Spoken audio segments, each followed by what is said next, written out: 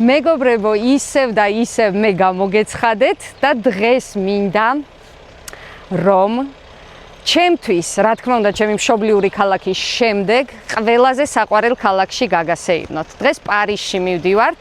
ვიწყებ მოძრაობას დაახლოებით ტულუზიდან, სამხრეთ საფრანგეთიდან მივემართები ჩრდილოეთ საფრანგეთში, საფრანგეთის დედაქალაქში მივდივართ, ოქსიტანიის რეგიონიდან დავიწყე მოძრაობა და მანქანით, ავტომობილით მივემართები ილ-დე-ფრანსის რეგიონში. მაშასე იყავით ჩემთან, ჩავიდეთ პარიზში და მე ვიცი რომ ყველა თქვენგანს ვიცი რომ ძალიან ბევრი კადრები გაქვთ პარიზიდან ნანახი, ძალიან ბევრი რამ იცით პარიზის შესახებ, რა თქმა უნდა ეს ვიცი მე და ძალიან მინდა რომ რაიმე განსხვავებული შემოგთავაზოთ. რადგან ჩემს მაყურებელს მინდა რომ ყოველთვის განსხვავებული, ყოველთვის ლამაზი და სასიამოვნო ვიდეო მივაწვდო, მით უმეტეს რომ ჩემთვის უსაყვარლეს ქალაქში მივემგზავრები. მაშასე გზადაგზა გადავიღოთ ყველაფერი, ავტობანით მივდივართ, რომელიც არის ფასიანი, ესეც მინდა რომ გითხრათ. ფასიანი ავტობანები საკმაოდ ძვირია საფრანგეთში. მოკლედ სულ იმას გავიძახი, რომ საფრანგეთში ძვირია, მაგრამ რა ვქნა ესეა. მაგრამ ამ ავტობანებზე არის დაახლოებით ყოველ 10-20 კილომეტრში, რაც ძალიან მომწონს საფრანგეთის, არის ის, რომ არის გასაჩერებელი ადგილები. აი ესეთი მე ხა ზუსტად აქ ვდგავარ, შევაჩერე, რომ გადამეღო ვიდეო, თქვენთვის მომეწოდებინა, დამეწყო ვიდეოს გადაღება. არის ადგილები, სადაც რა თქმა უნდა საწვავის ჩასხმაა შესაძლებელი, არის მაღაზიები, რესტორნები და ეს მართლა ძალიან მომწონს. მინდა რომ ყველა დეტალი მოგაწოდოთ ხოლმე და იმიტომ წვრილმანდები. მაშასე წავედით პარიზში.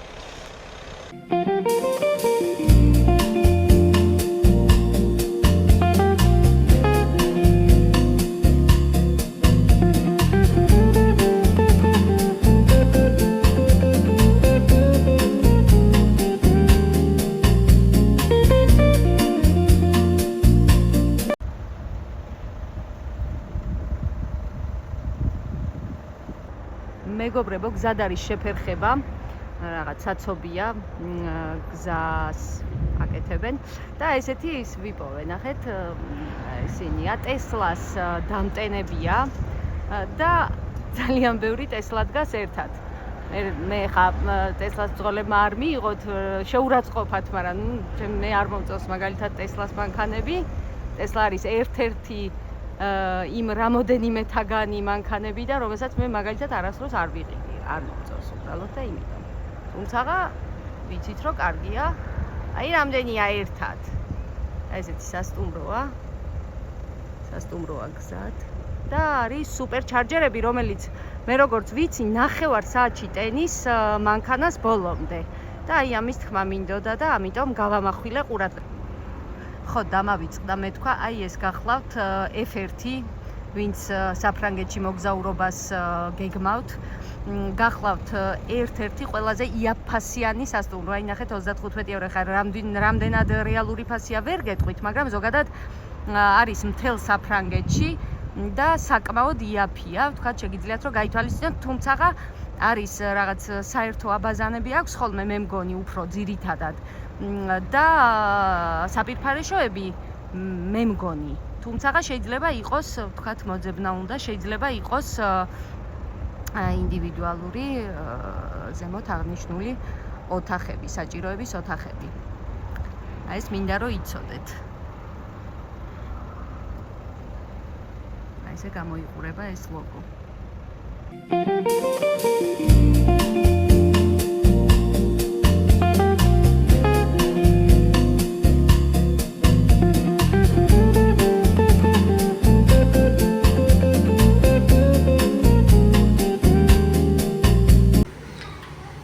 მეგობრებო, შევჩერდი მოსასვენებელ ადგილას და ყოველთვის საინტერესოა ხოლმე ფასები, ხო? ანუ ყველაფერი ძვირი ღირს ძირითადად აქ, მაგრამ ყავა არც ისე. შეხედეთ, კაპუჩინო XL ღირს 2.50, ესპრესო 2.40 და ეს შოკოლადიც XL 2.30. ანუ ძალიან ნორმალური ფასებია, რა ვიცი, რა შეგახედოთ კიდე არ ვიცი, ჩაის მოყვარულებო.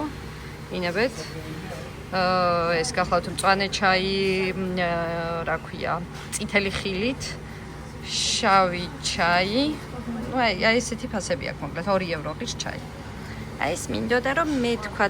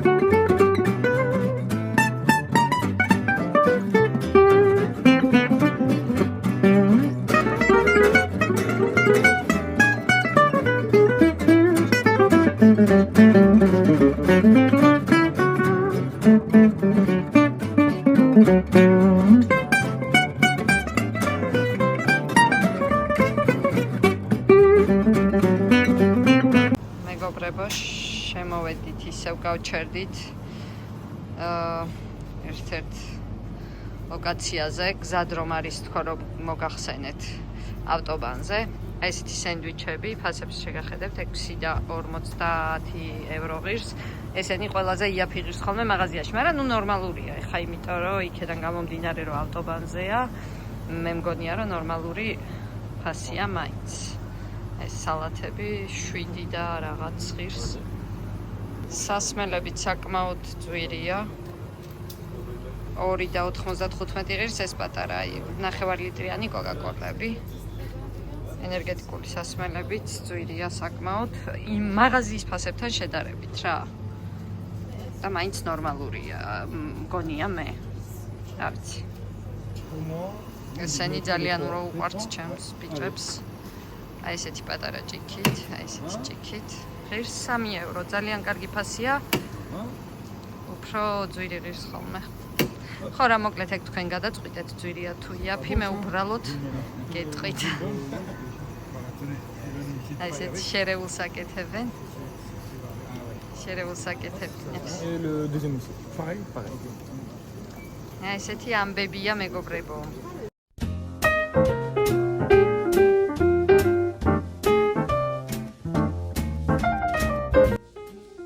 პარიზი, ქალაქი, რომელსაც ხშირად სიყვარულის დედაქალაქს ეძახიან, მაგრამ მისი ისტორია ბევრად უფრო ღრმა და მასშტაბურია. დღეს პარიზი საფრანგეთის პოლიტიკური, კულტურული და ეკონომიკური ცენტრია.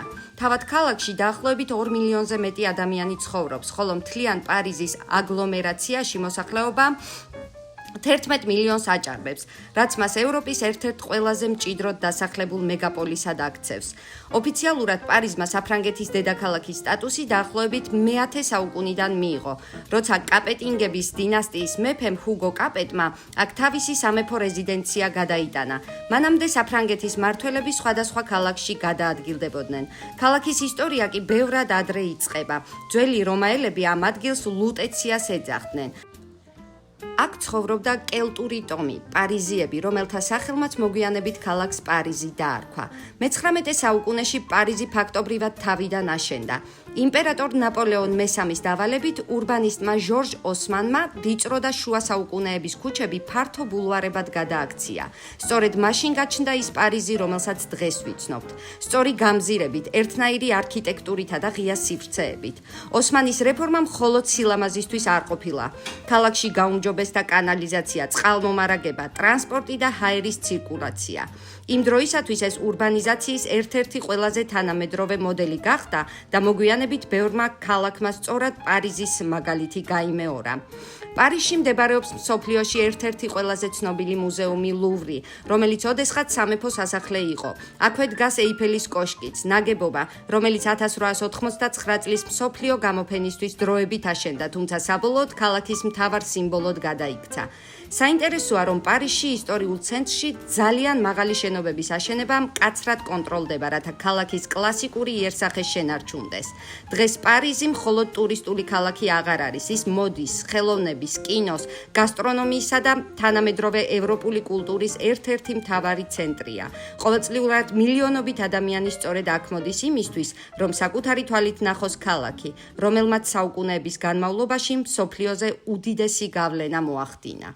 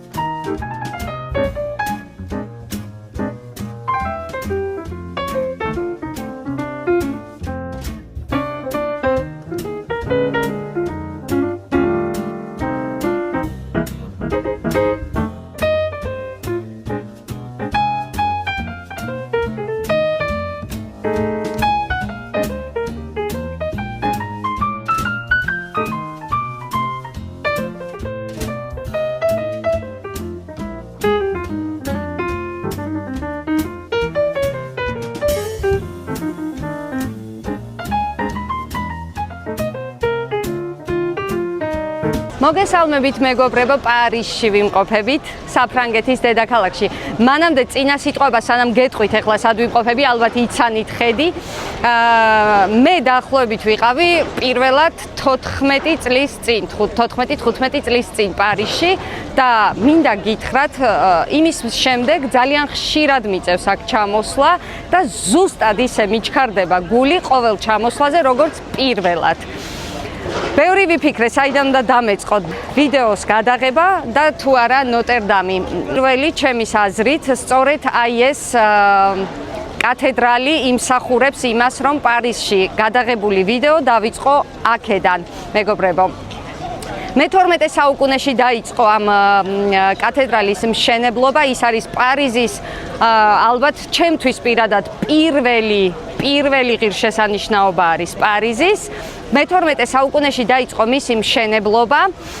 შემდეგ თქვენ ალბათ იცით, რომ 2019 წელს ის იწოდა, ალბათ მთელი ქრისტიანული სამყარო გლოვობდით და ნერვიულობდით ამის გამო. და მხოლოდ მრავალწლიანი რესტავრაციის შემდეგ მხოლოდ 2024 წელს გაიხსნა. შევიდეთ ახლა და დავათვალიეროთ პარიზის ყველაზე მნიშვნელოვანი ძეგლი.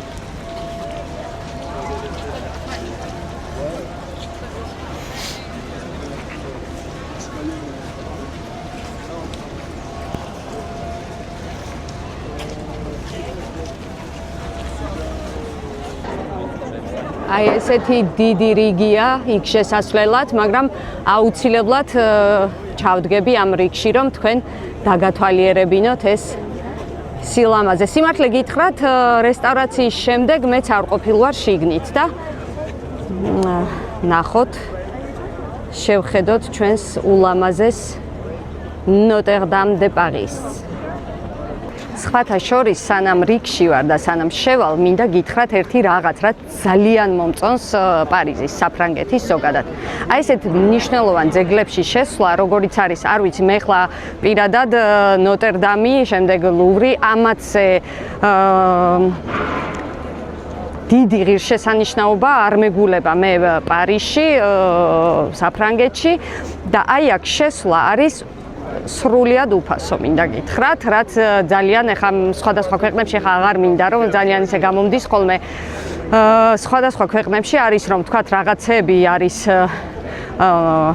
იაფი, მაგრამ აი ესეთ კულტურულ ძეგლებში შესვლა არის ყოველთვის ფასიანი და ძალიან დიდი თანხები ღირს, საკმაოდ დიდი თანხები ჯდება იქ შესვლა დაუშვათ ეხა მარტო როცა ხარ კი ბატონო, მაგრამ როდესაც ოჯახით მეგობრებით ხარ, საკმაოდ ძვირი სიამოვნება. აი ეს მინდოდა მეთქვა, მაშინ ასე შევიდეთ ჩვენს ულამაზეს ნოტერდამში. აი იმდენად მიყვარს პარიზი, იმდენად მომწონს, არ ვიცი როგორ გადმოგცეთ და მინდა რომ ძალიან ლამაზი ვიდეო გამომივიდეს. ნოტრ-დამ-დე-პარიზი ერთ-ერთი ყველაზე ცნობილი ტაძარი მსოფლიოში და ადგილი, რომელიც საუკუნეების განმავლობაში პარიზის გულად ითვლება. მისი ისტორია 1163 წელს იწყება, როცა ტაძრის მშენებლობა დაიწყო.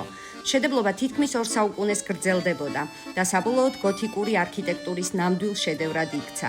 ნოტრ-დამი მხოლოდ რელიგიური ადგილი არ ყოფილა. აქ ტარდებოდა საფრანგეთის ისტორიის უმნიშვნელოვანესი ცერემონიები, მეფეების კორონაციები, ეროვნული ღონისძიებები და ისტორიული შეკრებები. სწორედ ამიტომ ეს ტაძარი ფრანგებისთვის მხოლოდ არქიტექტურა კი არა, ეროვნული იდენტობის ნაწილიც არის.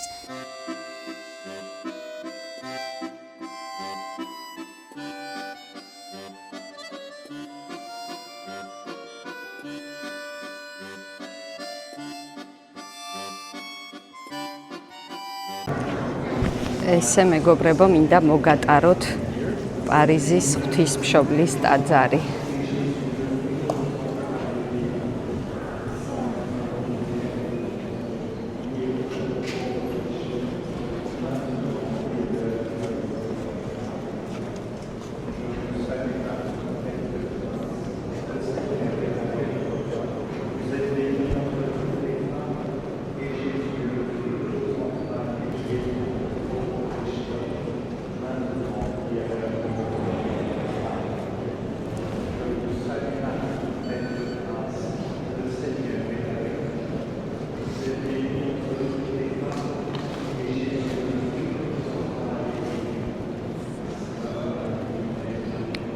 საოცრებაა და ულამაზესია ჩემი აზრით.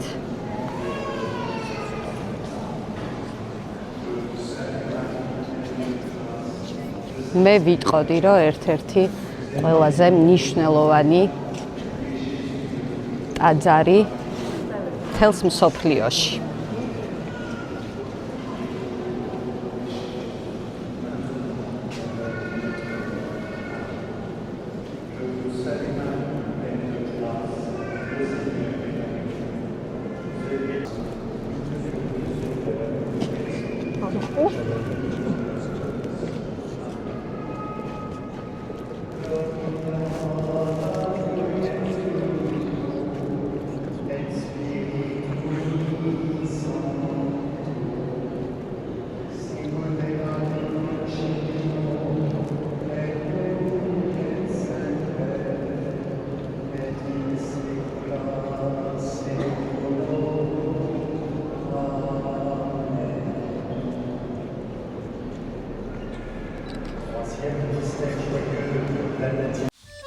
ტაძრის განსაკუთრებულ სილამაზეს მისი უზარმაზარი ვიტრაჟები, მაღალი თაღები და უნიკალური ქვის ქანდაკებები ქმნის.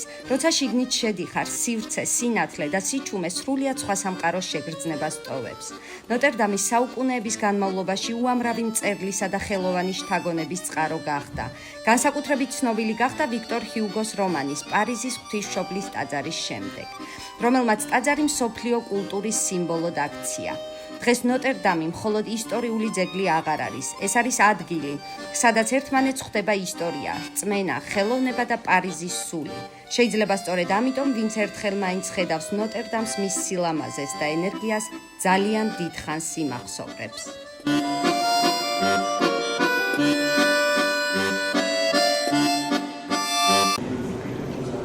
გული მიჩქარდება ყოველ აქ შემოსვლაზე. როგორ იყო დაზიანებული ეს საოცრება და როგორ ისევ ისეთი ლამაზი და ისევ ისეთი დიდებულია აქავრობა, მეგობრებო. ძალიან მიყვარს აქ ყოფნა, ძალიან მომწონს აქავრობა და მინდოდა რომ თქვენთვისაც მომეწოდებინა ეს უძვირფასესი და ულამაზესი ტაძარი.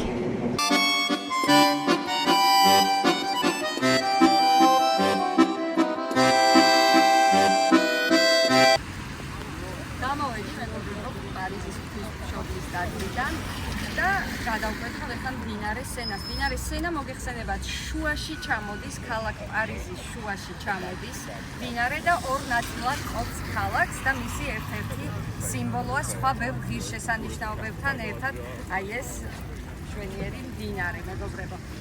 ძალიან მომწონს მე ვფიქრობ რომ ერთ ვიდეოში ვერ ჩავტევ იმიტომ რომ პარიზი ჩემთვის პირადად გეუბნებით ძალიან ლამაზია ყოველთვის აი წეგანაც აღვნიშნე დელა ჩამოსვლაზე მაგიჟებს და აღმახვილთოვანებს მისი არქიტექტურა მისი სილამაზე ულამაზესია ქორობა ჩემთვის პირადად და მინდა რომ აი ესე როგორც მიყვარს ეს ქალაქი ახლა ძალიან გაწვიმდა ძალიან წვიმს მაგრამ აქ მიჩვეული ვარ ესე იცის და არაფერში არ მისვლის საერთოდ ხელს აი ამ წვიმაში მე მაგალითად ხელს ვერ გამატმევინებ გარეგნობა წვიმს და აი ამ ქალაქში შემიძლია უსასრულოდ ვიარო და ვისეირნო ისე მიყვარს და ისე მომწონს აქავრობა და თქვენ ჩემთან ერთად გაგასეირებთ და გამოგზაურებთ არ დაიზაროთ გამოიწერეთ ჩემი არხი გამომხევით TikTok-ზე და ბევრ საინტერესო ვიდეოს გვირდებით წავედით განვაგრძელოთ მოძრაობა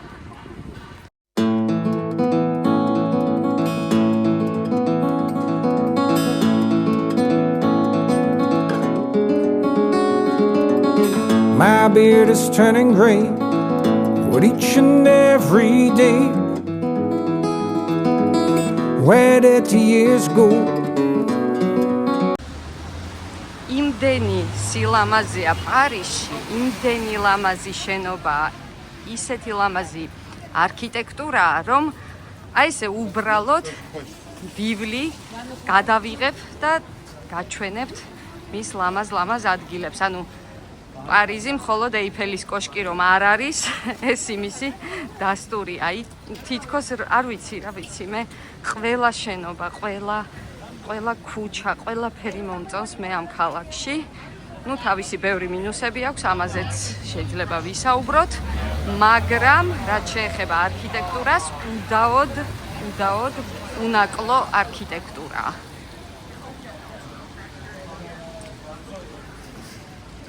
ტრადიციულად, რა თქმა უნდა, შემოვედი სუვენირების მაღაზიაში, შევიძინე სუვენირები მეგობრებისთვის. ესეთი ლამაზი. ესე ფასებს შეგახედოთ. ერთი აი ეს გახლავთ ფასი. სხვადასხვა სათამაშოებს სხვადასხვა ფასი აქვს.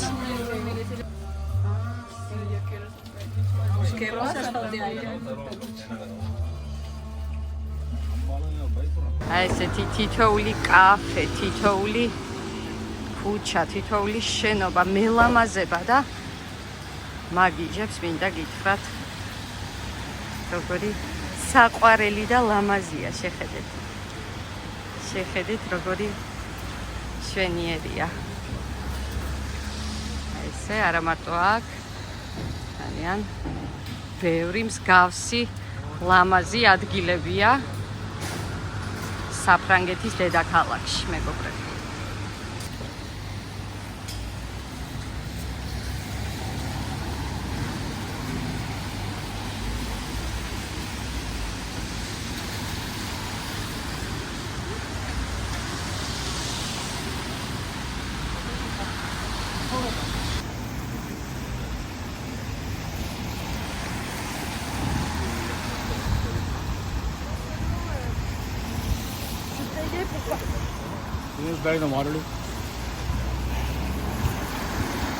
მეგობრებო, აი ეს გახლავთ სოფლიოში ცნობილი სორბონას უნივერსიტეტი. აი ამ უნივერსიტეტში ძირითადად ისწავლება ჰუმანიტარული მეცნიერებების, საბუნებისმეტყველო მეცნიერებები და მედიცინა ისწავლება. აი ეს ყველას გვსმენია აი ამ ცნობილი უნივერსიტეტის სორბონას შესახებ.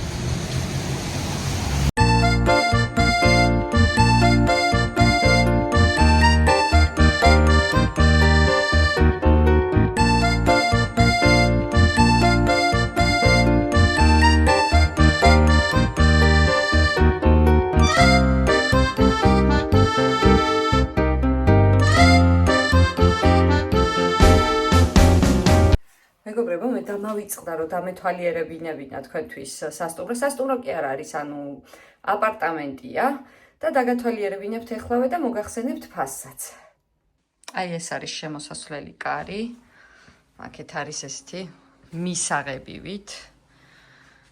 მისაღები, დივანი, მაგიდა პატარა სამზარეულო გახლავთ და აბაზანა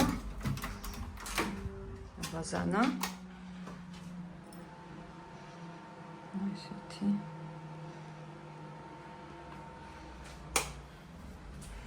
და საძინებელი ესეთი აპარტამენტია და ერთ ღამეში გადავიხადეთ 85 евро. არ არის ქალაქის ცენტრში, ცოტა მოშორებით არის. ესეთი ხედია გარეთ.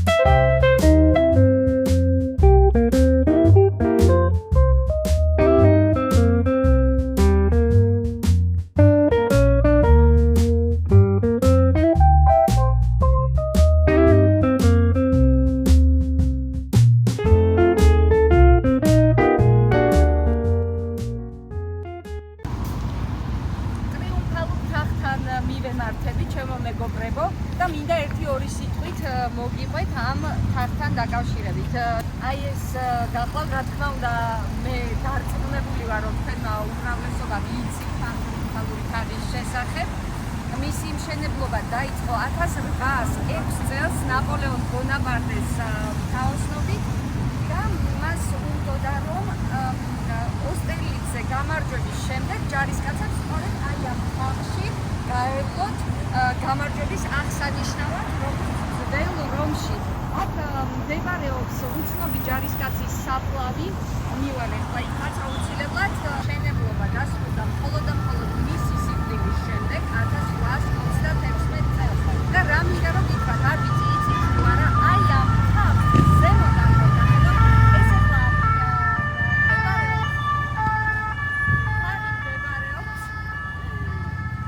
მდებარეობს შალდეკოვზე. მანამდე აი ამ ადგილს ერქვა პლას დეტუალ და რატომ ეხლა ამას მოგახსენებ და მოგიყვებით. აი ამ თაღს ზემოდან რომ დახედოთ, ეხლა მე არა მაქვს დროი და არ ვიცი, შეიძლება თუ არა გადაღებათ, ზემოდან რომ დახედოთ, გახლობით მე მგონი 12 ქუჩაა მის გარშემო, რომელიც მზის სხივის და ესეთი ვარსკვლავის ეფექტს ქმნის. და რა მინდა კიდევ რომ გითხრათ. აქედან რომ დაეშვებით, აი ეს სწორად, სრულიად სწორად, შამზელიზეს გამზირი, რა თქმა უნდა, ყველას მოგეხსენებათ, ულამაზეს ქუჩა. ზუსტად სწორად რომ იაროთ, ამ შამზელიზეს დაახლოებით არის 1,9 კილომეტრი. სწორად ჩადის კონკორდის მოედანზე და შემდგომ მურთან ჩადის აი ეს გზა სრულიად სწორ ხაზოვნად. წავედით ახლა შევიდეთ შევხედოთ თაღთან.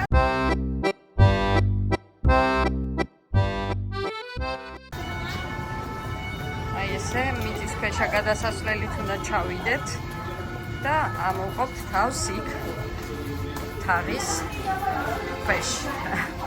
ასე ვთქვათ, წავიდეთ და ახლოდანაც შევხედოთ.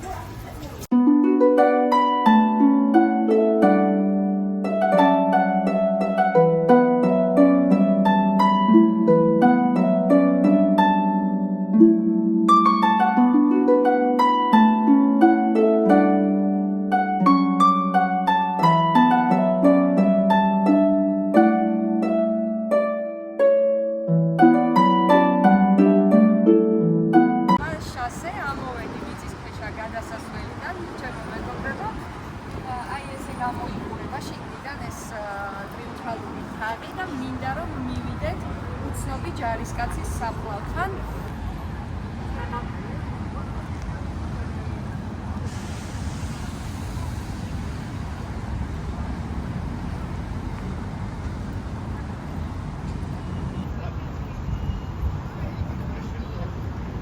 აი ესე გამოიყურება უცნობი ჯარისკაცის საფლავი.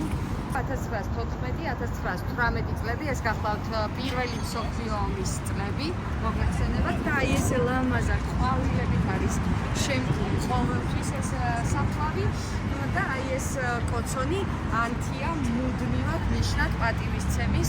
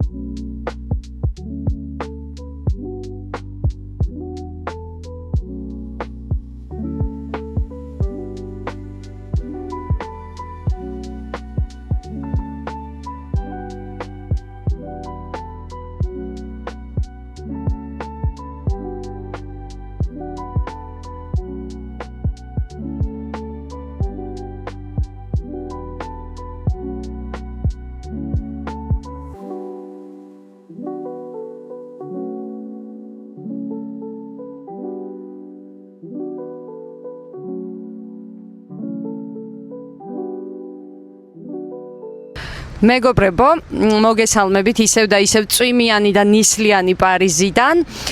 მე დღეს ძალიან გავნერვიულდი, იმიტომ რომ მინდოდა ერთ ადგილას თქვენი გასეირნება კატაკომბებში, მაგრამ სამწუხაროდ ონლაინ ნახე ბილეთები და არ იყო, მეთქი ვიფიქრე იქნებ მივიდე და ჩემს დიდებულ მაყურებელს შევთავაზო თქვა ადგილზე იქნებ მომყიდონ ბილეთი, მაგრამ აი თავი მოიკლეს. ყველას დაველაპარაკე თუ ვინმე შეიძლებოდა და ყველა მოვითხოვე თუ ვინმესთან შეიძლებოდა გასაუბრება და მითხრეს რომ პრეზიდენტსაც რო დაელაპარაკო, მაინც ვერ შეგიშვებთ დღესო, მაგრამ მე გპირდებით რომ აუცილებლად გავაკეთებ შემდეგში აი ამ კატაკომბებზე ვიდეოს. ძალიან მოწყენილი ვარ, მინდა გითხრათ, მაგრამ არა უშავს. რამოდენიმე ადგილი ვნახეთ პარიზში იმდენი რამ არის სანახავი, რომ მე არც ერთი, არც ორი და არც ხუთი და არც 10 ვიდეო არ მეყოფა, იმიტომ რომ თითოეული შენობა, თითოეული კედელი, ყველაფერი ულამაზესია და აუცილებლად გპირდებით, რომ შემდეგ ვიდეოებსაც შემოგთავაზებთ საფრანგეთის დედაქალაქიდან. მე ახლა დროებით გემშვიდობებით, გთხოვთ რომ გამოიწეროთ ჩემი არხი ნინის next stop და გამომყვეთ TikTok-ზე. შესანიშნავ მოგზაურობებს გპირდებით. დროებით მომავალ შეხვედრამდე.